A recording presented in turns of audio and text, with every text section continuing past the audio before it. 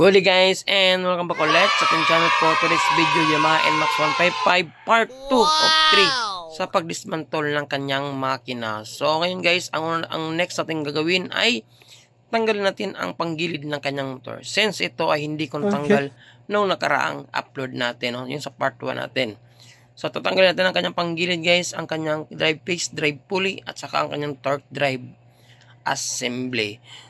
Nung tinroubleshoot ko muna ang tunog ng kanyang makina guys, nung mga nakaraang araw, itong panggilid nito ang una kong binaklas. Kasi ang sabi ni Busing ay nasa panggilid daw ang ginawa ng mekaniko sa kasa guys, no? So tinanggal ko ang buong panggilid niya, tapos pinandar ko, nandun pa rin ang ingay ng kanyang makina.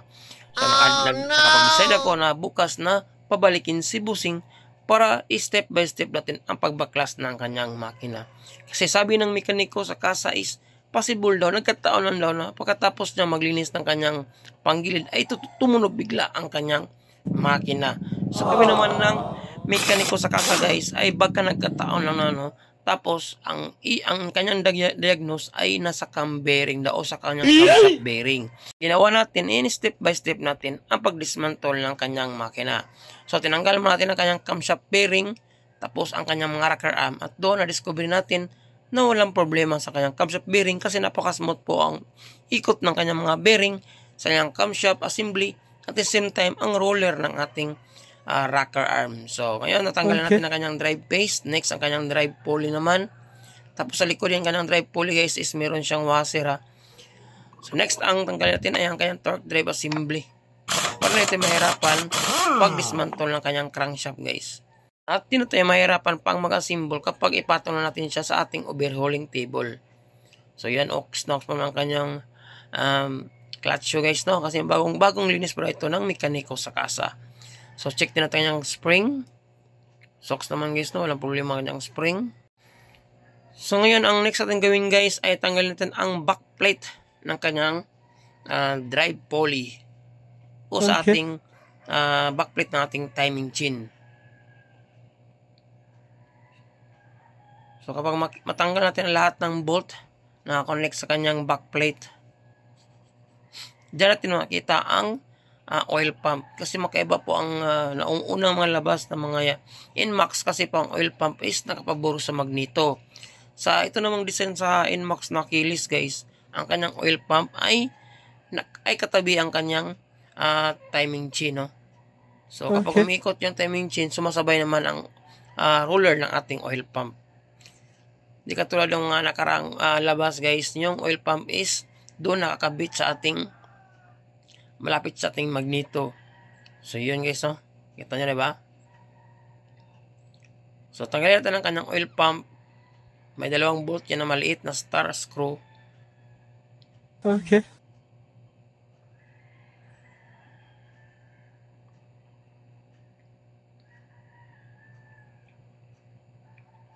So nung chinek ko yung oil niya guys, no? Tama naman ang level ng kanyang oil at hindi ito naubusan kasi guys bagong change oil ito, no? So kaya nagtataka ako kung bakit nagkaroon ng kayod ang kanyang piston. So na-discoveran ko guys, no, na ang design pala ng makina ng NMAX is walang passage papunta sa kanyang, walang oil passage o nag-spray ng oil sa kanyang piston. Di katulad ng M3 guys, mayroong passage sa gitna, no, na parang para siyang fountain na maliit o para siyang labasan ng oil sa makina, sa oil pump. So every time umiikot yung oil pump, naglalabas naman ng oil pa-spray sa ating piston. So sa nakita ko guys sa kanyang oil pump, isula siyang gasket, no? So plain lang siya, plain. Di katulad sa M3 is meron siyang maliit na gasket, manipis. Yung sarap din guys, chinek, isula talaga siyang gasket, no? Yan ang pinakaiba ng oil pump ng NMAX. Yan ang mga na-discover natin guys. So pwede natin tanggalin ang kanyang timing chain.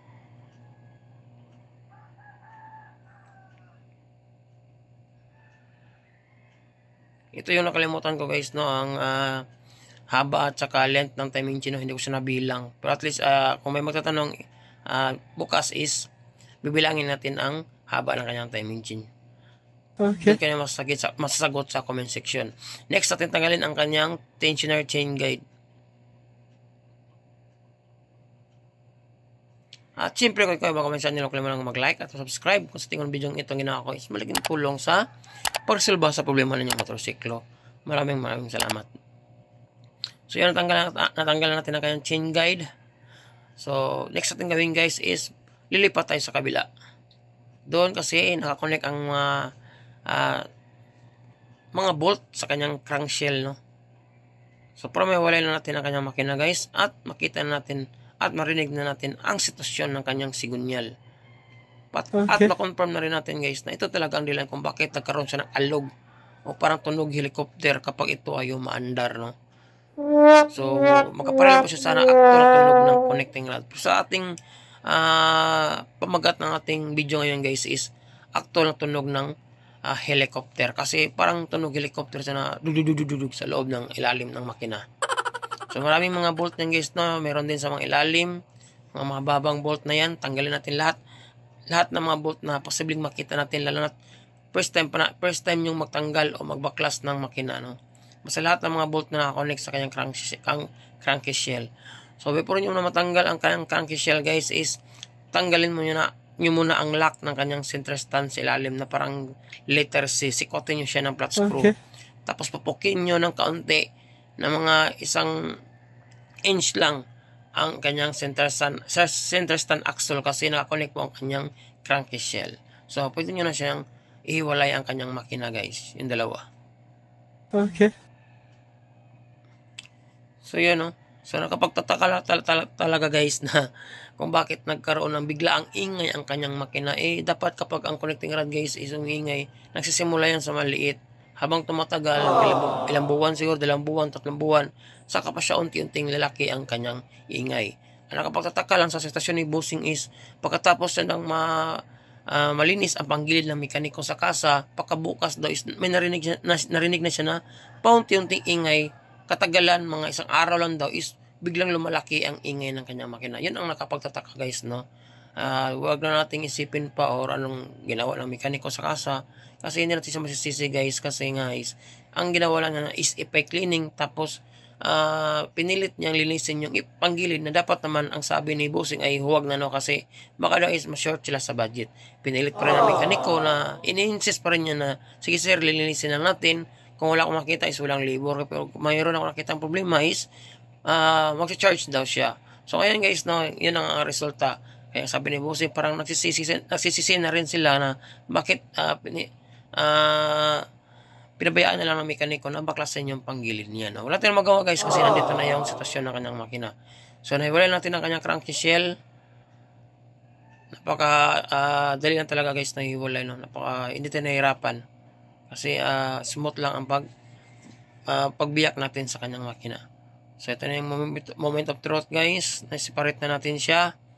So kailangan i-pull out muna natin ang buong crankshaft niya guys, no, sa crankshield na yan. So lagyan muna natin ng nut ang kanyang crankshaft guys. Yung pabor sa magneto kasi dito tayo magpupukpok.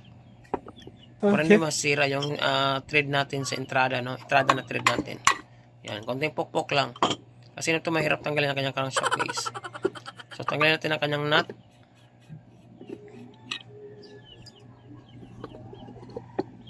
So check muna natin ang kanyang side bearing guys. Kasi yung motor ni Bossing guys, hindi pa na ito mga naga 1 year. So napakabata pa talaga ang kanyang motor.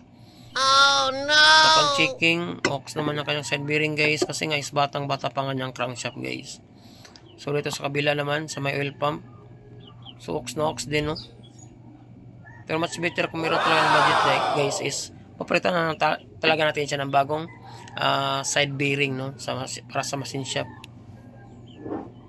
Side bearing at saka connecting rod kung hindi kaya talaga ang buong sigunyal. Pakinggan nyo guys ang tunog ng kanyang sigunyal.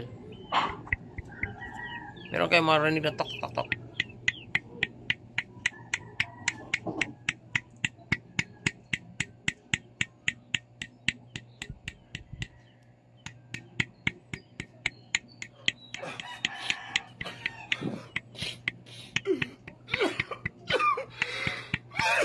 Yun guys, so napakalakas talaga ng tak-tak-tak-tak. Confirm na nandito nang galing sa kanyang crankshaft ang ingay na lumalabas sa kanyang makina. So yun guys, abang-abang lang sa team part 3 sa pagbuo at pagbaklas at pagpalit ng connecting rod ng kanyang crankshaft assembly, no? Okay. So ngayon guys, i-suggest natin kay bossing na papalitan natin ang side bearing at saka connecting rod. Lilinisin natin ang kanyang makina. Yan mo lang no, sa araw to. Maraming salamat. At siyempre, see you sa aking next video. Right side.